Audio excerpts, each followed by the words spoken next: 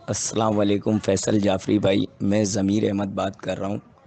मैं industrial area Maymar में side super highway थाना लगता है, उस इलाके में 10 महीने से चाय की रेहड़ी लगाता था यूटोपिया वाली गली के अंदर।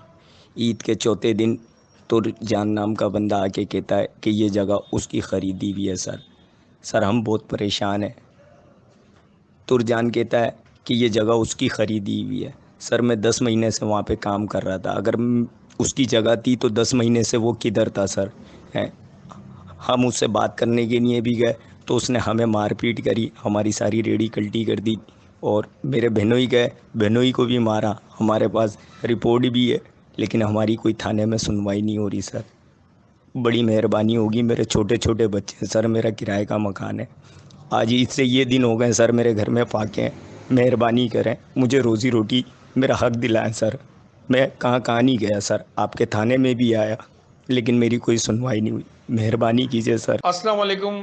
MI न्यूज़ से मैं हूं असफर अली। एक गरीब घराने से ताल्लुक रखने वाले इंसान की अपील है जनाब SHO फैसल जाफरी साहब से कि बराए मेहरबानी इस गरीब इंसान की मदद की जाए। ये गरीब इंसान ज़मीर अहमद है जो कि साइड सुपर हाईवे थाने की हदूद में चाय का ठिया लगाता था और पिछले 10 महीने से वहां पर ठिया लगाया हुआ था। अचानक ईद के चौथे दिन एक तूर अहमद नामी शख्स जो है वो इसके पास आता है और कहता है ये जगह उसकी खरीदी हुई है, लिहाजा इस जगह को खाली करो। उसके साथ मिलके जो उसके बहनोई हैं, जो ज़मीर अहमद के हैं, बहनोई जो है उसके बात भी करते हैं कि भाई हम तो 10 महीने से काम कर रहे हैं यहाँ पर, लेकिन उसके बावजूद भी वो नहीं सुनता और उसकी ठिये को फेंक देता है और सामान वगैरह तोड़ देता है। उसकी अपील है उस शख्स की, ज़मीर अहमद की, कि SHO साइड सुपर हाईवे थाने फैसल जाफरी साहब से इसके साथ इंसाफ किया जाए, क्योंकि इसके घर के माली हालात बहुत खराब हैं और इस वीडियो में देखा जा सकता है कि उसके घर में फाके जैसी नौबत आ पहुंची है। लिहाजा उसकी बारहा अपील है साइड सुपर हाईवे थाना फैसल जाफरी साहब से कि इसके मसले को हल किया जाए ताकि इसके घर में रोटी रोजी चल सके और इसका रोजगार चल सके।